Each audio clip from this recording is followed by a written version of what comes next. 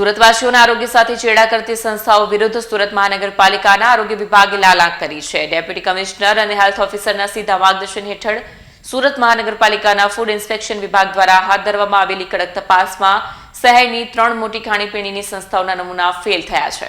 સુરતના વરાછા રોડ ઉપર સરદાર સ્મૃતિ ભવનની સામે આવેલી ગોપાલ ટ્રેડર્સ નામની પેઢીમાંથી અમૂલ પ્યોર ઘીનો નમૂનો લેવામાં આવ્યો હતો। આ નમૂનાનું પબ્લિક હેલ્થ લેબોરેટરીમાં પૃથ્થકરણ કરવામાં આવતા તેમાં બેટા સિટોસ્ટેરોલની હાજરી મળી આવી। ફૂડ એનાલિસ્ટના જણાવ્યા અનુસાર શુદ્ધ ઘીમાં આ તત્વની હાજરી સૂચવે છે કે તેમાં વનસ્પતિજન્ય તેલની ભેળસેળ કરવામાં આવી છે।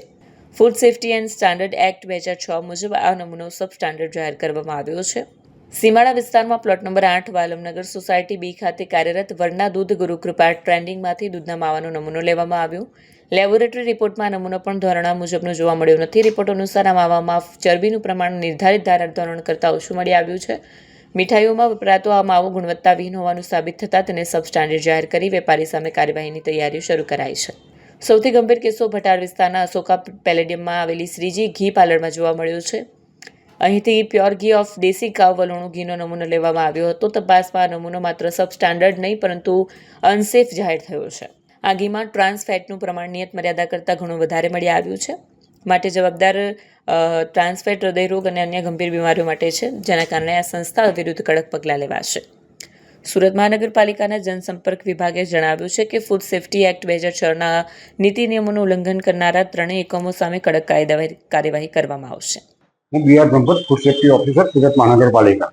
સર, કઈ સેમ્પલો ફેલ આવે છે તે પ્રકારના sample deputy commissioner health and hospital સાહેબ અને આરોગ્ય અધિકારી સાહેબની સીધી સૂચનાના માર્ગદર્શન હેઠળ સુરત મહાનગરપાલિકાના ફૂડ વિભાગ દ્વારા રોજ બરોજ સુરત શહેરમાં ખાદ્ય ચીજોનું વેચાણ ઉત્પાદન કરતી સંસ્થાઓમાંથી અલગ અલગ પ્રકારના નમૂના લેવાની કામગીરી ચાલુ હોય છે, જે પૈકી 3 નમૂનાઓ સબસ્ટાન્ડર્ડ અથવા અનસેફ જાહેર થયેલ છે।